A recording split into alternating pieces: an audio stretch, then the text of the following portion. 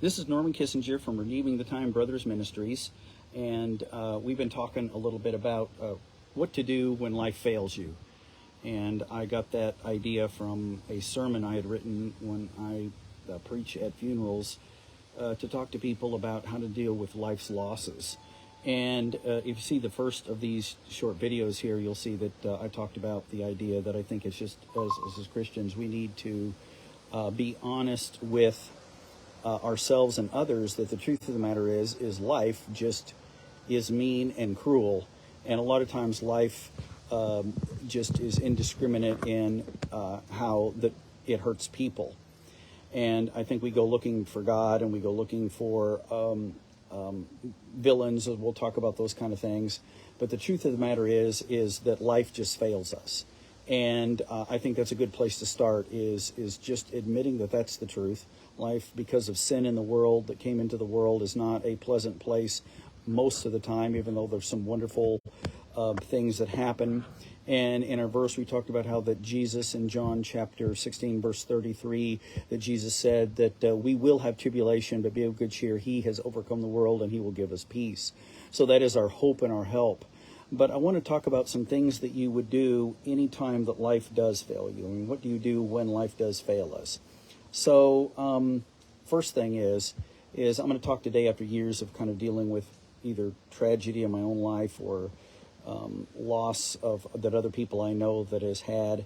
And I'm going to go over each one of these, and we'll go over a few here. But the first one is that time, anytime that life fails us, time is our friend.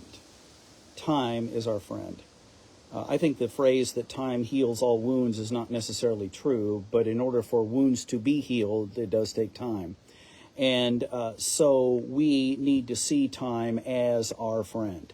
And what I mean by that is that I often go and counsel young people who are in juvenile detention. And when I talk to them, I sit on the floor with them, usually every Tuesday evening, and in their rooms, and I visit with them. And what I tell them is time is their friend. They may think that being in there is a bad thing, but some of the problems and trials in their life, if they just give time to happen, things tend to start working out, and often will, in the long run, work in their favor when emotions especially are out of the way. So when they first go in, maybe something very serious has happened, and everybody's very, very upset, and everybody's nervous, and everybody is thinking along the lines of punishment. But as time goes on, the system tends to get more reasonable and logical, and tends to think along the lines of, what can we do to help this person make changes in their life so that doesn't ever happen again. And so time tends to work to their advantage, even though they obviously don't like to be in there.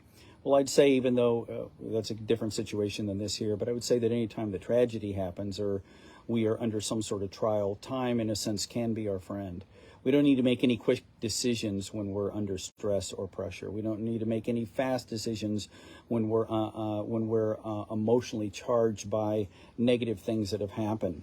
And so, as painful as it is, we do need to take some time to allow for situations to begin to work themselves in whatever direction they're going to go, so that then we can kind of give those things up to the Lord and decide whether or not they're heading in a direction that we would want them to go, and whether or not it's a direction that God would want things to go, and then begin to pray through the situation.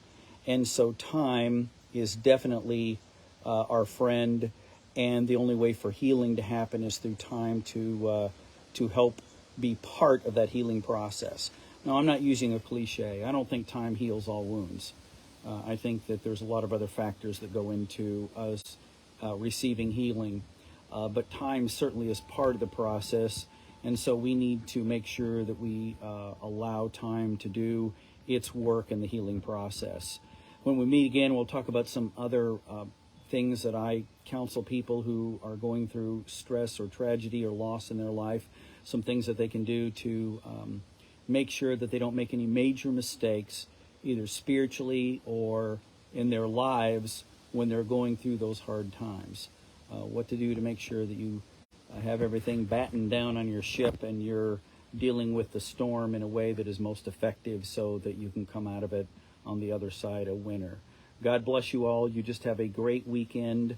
I'm getting ready to go celebrate a wedding with a young man and a young lady, and to watch them enter into a covenant with God.